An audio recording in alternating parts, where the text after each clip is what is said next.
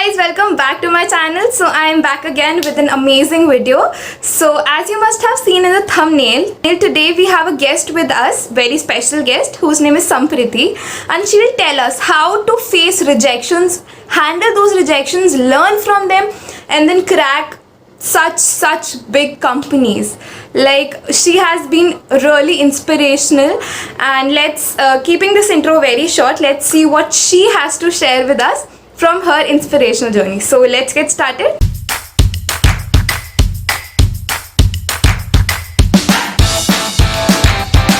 So first of all, Sampriti, thanks a lot for accepting my invitation and coming to our channel. And Thank you, Linda. Thanks for having me. so let's start with a introduction about yourself first. Yeah, sure. So I currently finished my fourth year in BTech in Information Technology from Delhi Technological University. And in the last year, I gave around 30 plus interviews, and I had offers from four major companies, which was Microsoft, Adobe, Flipkart, and Expedia. And yeah, I would like to share my journey, and so that anyone who feels down or anyone who feels not good enough can, get a little bit of inspiration. Sure. So were your opportunities on campus or off campus? Two of them were on campus and the other two were off campus. So first of all, I interned last year at Expedia Group. I got a PPO from there, so that we can consider on campus.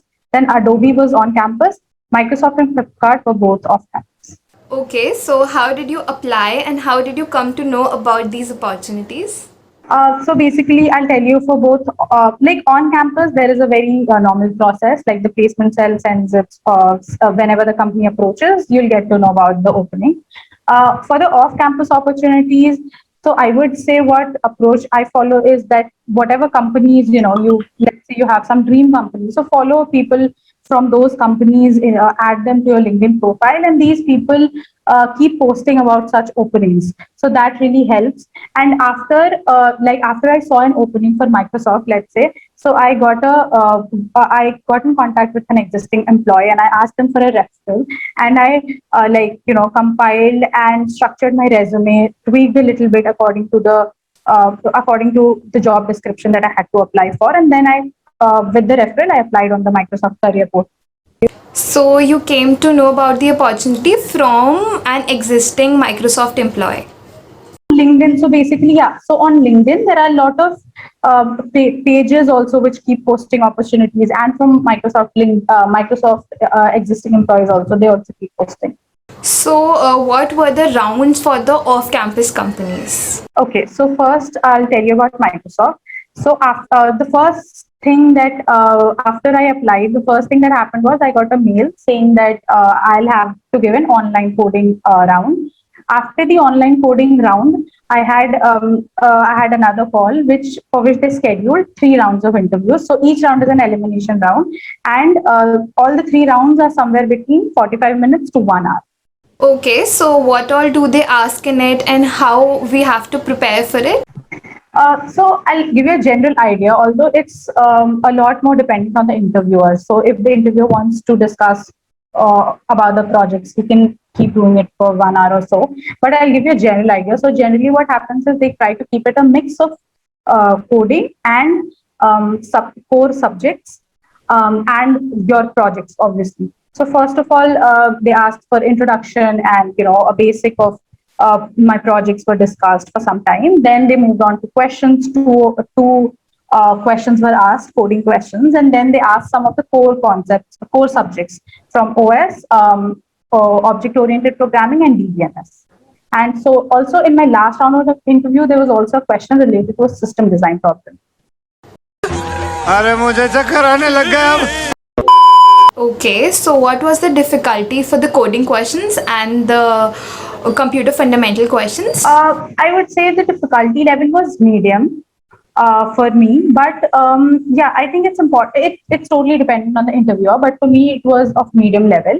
And it's really important. So they also, they try to dig in. So they will, the basic, if you see the basic concept would be like a medium problem, but they will try to extract, see if you actually understand the concept. So they will try to change parameters or change some things about the question, and then they try to ask. Okay, so you mentioned that you also had a written. What was its level?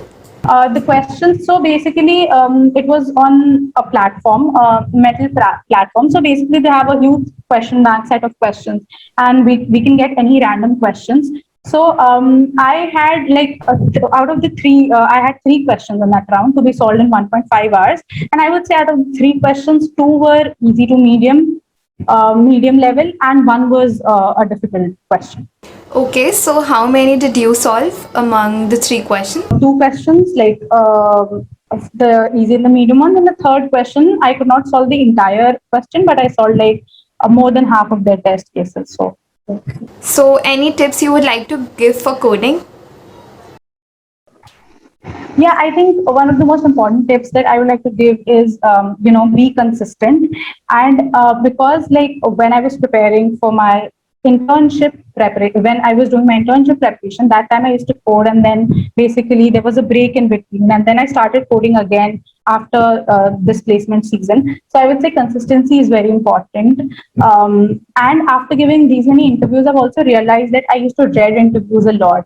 So it's actually, it's actually like just a discussion between, and the interviewer is trying to help you. So, we should give the interview with the mindset that the person is, we should basically explain to them our thought process and what we're thinking. And it really, helps them also understand how we think and how we're getting up to that approach slowly.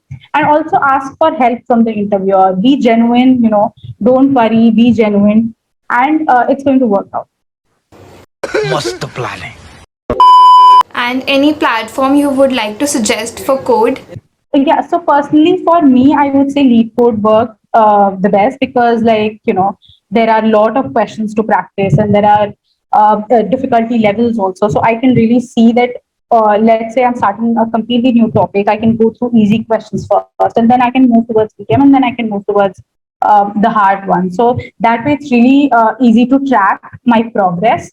But again, this is for like the data structures part. If you also want to try out your mindset in a time frame setting, you can also try giving code forces contests or something like that, so that it really helps you think in a time frame situation. So, you think that competitive coding also helps in interviews?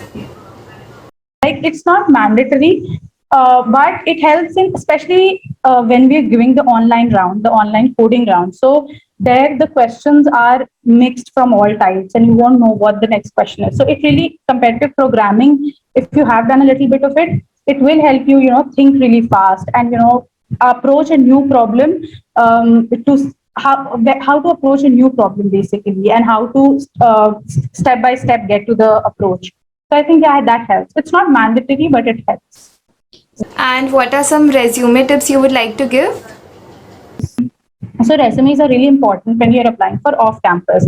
So some of the things I would like to say is that, keep the sections like first of all, the experience section or the education section should be there, then the experience, and then the projects. And each of these sections, basically, you should have a basic threshold of like, at least you have some corporate experience also, and some good projects also. And apart from that, the writing style, like I would say, I think this also impacts, like, whenever you're writing, you're explaining your project, or you're explaining your experience in a previous company, you should write the bullet points in a very structured way and in a very impactful way. Like, quantize these bullet points, write it, that how many people you impacted, or how was this, practically implemented, so that, and this really attracts anyone, like interviewer, or even if there's an ATS system. So numbers really attract, and you should try to quantize and show that how impactful your project or your experience was. Would you also like to give some advice on what our projects should we make? I don't think that really matters in an interview. Like, I would say, whether you're doing web development or app development, or even if you're making some algorithmic projects, it's completely fine.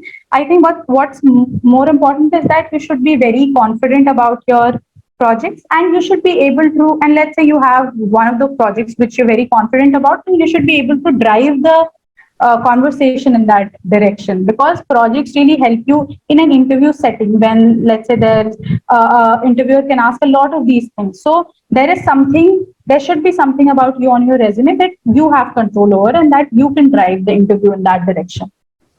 So, some final piece of advice you would like to give to our audience? Yeah, like I said, I would like to say that be consistent, be patient, and keep working, keep practicing. And one of the important things that I faced issues with was, I used to get nervous and I used to in interviews initially. So I think as and when you give interviews, try to, even if you're getting rejected or you're not able to, get past some of the rounds, you should really look into where you lack. So it's really important to focus on yourself, not focus on, like, there are a lot of things going around. So when you're looking at yourself, you should really focus on what mistakes you're making, what are your shortcomings, and note it down somewhere and try to work on those. Progress by making your shortcomings better. So, yeah, thanks a lot, Sampriti. It was a really insightful and very inspiring session, and it motivated me a lot. And I really hope that it will motivate all of the people who are watching this video. So, thanks a lot for coming.